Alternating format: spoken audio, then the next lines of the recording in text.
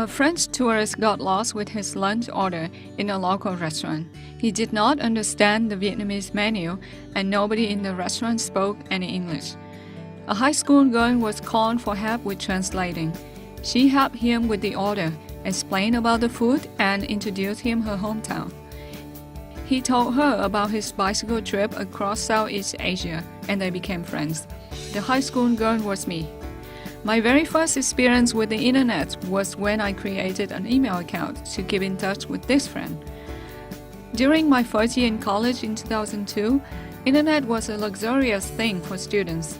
The entire department has only one small computer lab for training purposes. If I wanted to use the internet, I had to cycle to an internet cafe in town and pay to use a computer by hour. That's also when I found endless bedtime stories online and created my very first book by translating 16 stories that I had collected into Vietnamese. I found a quiet internet room inside the city post office where I could type the translation and printed 40 copies of the complete book. The books were gifted for younger children up to 10 years of age in my village.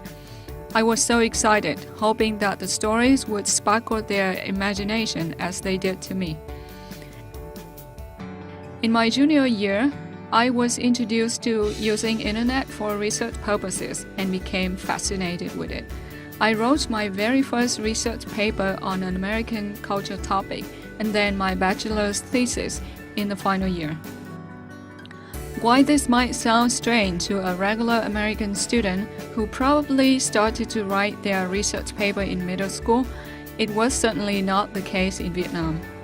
The internet opened a whole new world of resources for somebody who liked to read and explore like me. I loved the Google search engine and the ocean of information that it brought from just a few keywords. Since then, English language and technology have become the causes to dramatic changes in my life. The first change was when I was hired to work for IBM in Vietnam after college graduation. Strong computer skills and high English language command helped me earn this job. At IBM, I was trained to use their applications such as DraftChecker and SAP to perform the procurement tasks, and communicated with my teams from India and my customers from North America.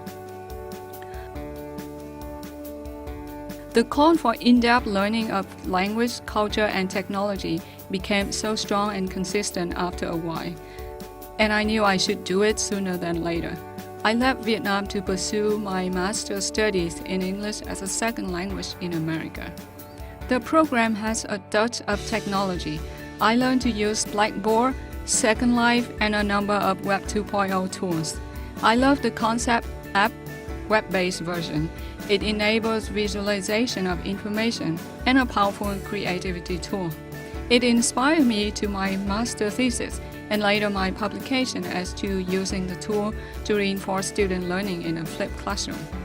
I used Blackboard, Google Bloggers, and Concept Map when I was teaching composition courses at the University of Texas Pan American.